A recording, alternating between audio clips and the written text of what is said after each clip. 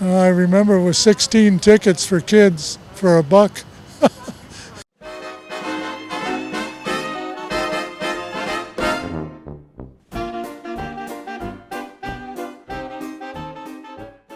I've gone from double clutch buses when I started to now they're all automatic, they're power steering. We never had power steering, air conditioned. They're just making everything more comfortable for everybody.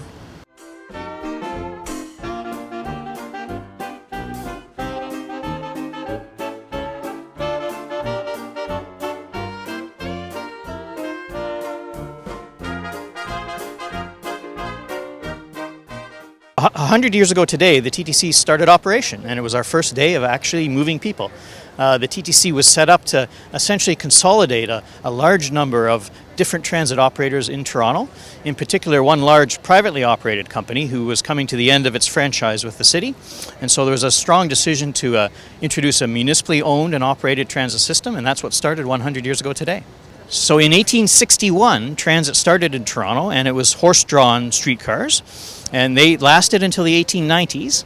And then in 1892, the first electric streetcar replaced the horse-drawn streetcars, and ever since then, the streetcars have been electric. We do that differently now than we used to then, but the job's the same, really.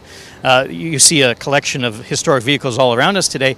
The streetcar design has evolved over the years. It's got larger, it's got more sophisticated, but it still does the same job of moving people.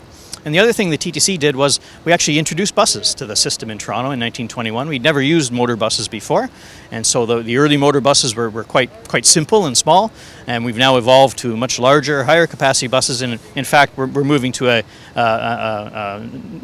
carbon-free future with a fully electric fleet at some point in the future.